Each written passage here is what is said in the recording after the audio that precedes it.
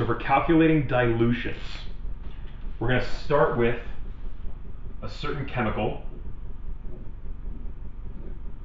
at a certain molarity.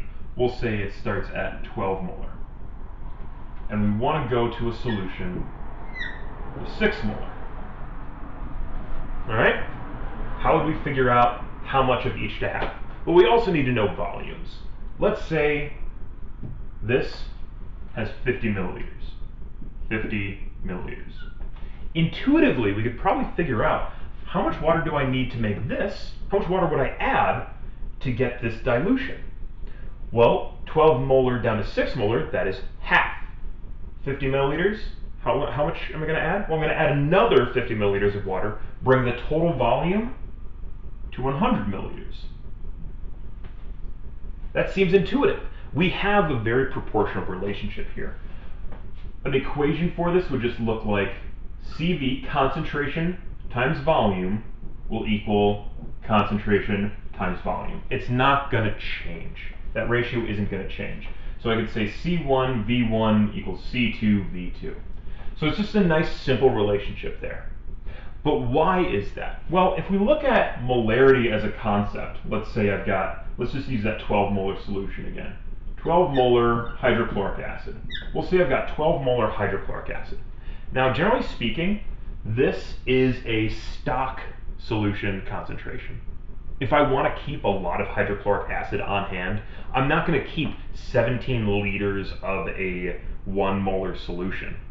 I'm going to use a very high concentration and then dilute it down to whatever I need it to be for whatever experiment I'm doing.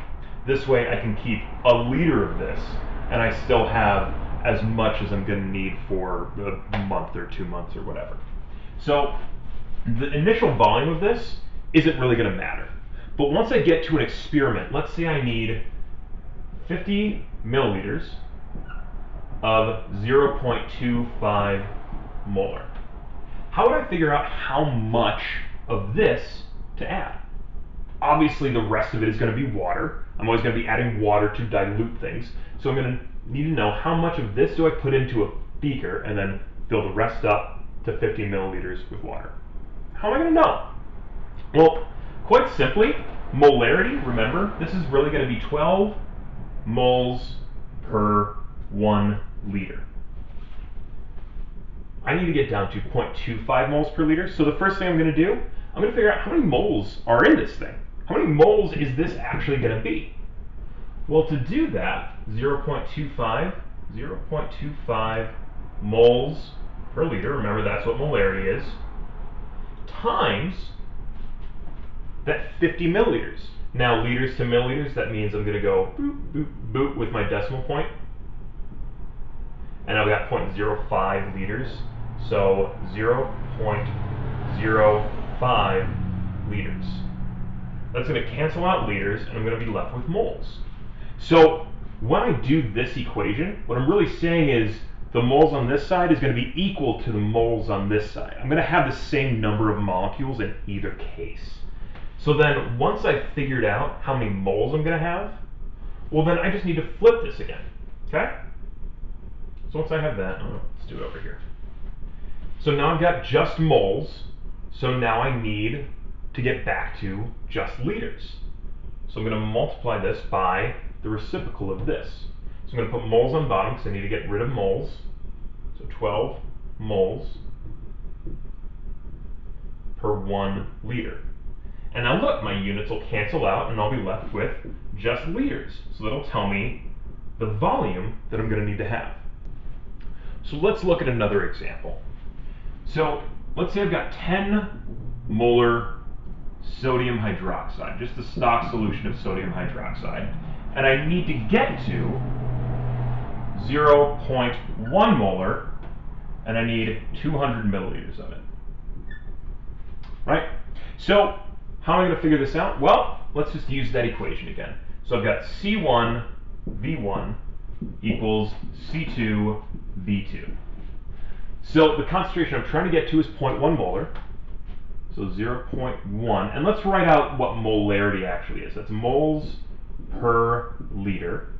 And then I've got 200 milliliters, so let's convert that into liters. So times, then at 200, that's going to move that decimal place. 1, 2, 3. So it's going to be 0.2 liters. All right, and then on the other side, I've got the concentration, that's 10 moles per liter, so 10 moles per liter. And so then I just need to figure out what is this number going to be. I know it's going to be liters, and look, what we get here is the liters will cancel out, just because of factor label, and we're left with moles on both sides. So this satisfies the conservation of mass, just like when we're doing stoichiometry, just like when we're balancing equations. So how do I figure this out? Well, I'm just going to take this guy, and I'm going to divide both sides by him, right? Just like in algebra. So if I want to get V1 by itself, divide both sides by C1, cancels out. So get these divided by C1. So doing that in the factor label method, I'm just going to divide by 10 moles per liter. So divided by 10 moles per liter. And what that really means is I'm going to flip this. So it's the same thing as saying I'm going to multiply by liters over 10 moles. Right? Because then that cancels out, that cancels out, that cancels out, that cancels out. Great. I do that to both sides, and now I've got 1 liter, 10 moles. And now it's just like when we're doing stoichiometry. So my moles here cancels my moles here, and I'm going to be left with some amount of volume. So let's do the calculation on that one. Okay, so 0.1 times 0.2 divided by 10 is going to give me 0.002, or 2 milliliters. So my initial volume would be 2 milliliters. So if I wanted to dilute this initial 10 molar of NaOH down to 200 milliliters, 0.1 molar, I just put 2 milliliters into a beaker, fill the rest up to the 200 milliliter mark, boom, I've got my concentration for whatever experiment I want to do.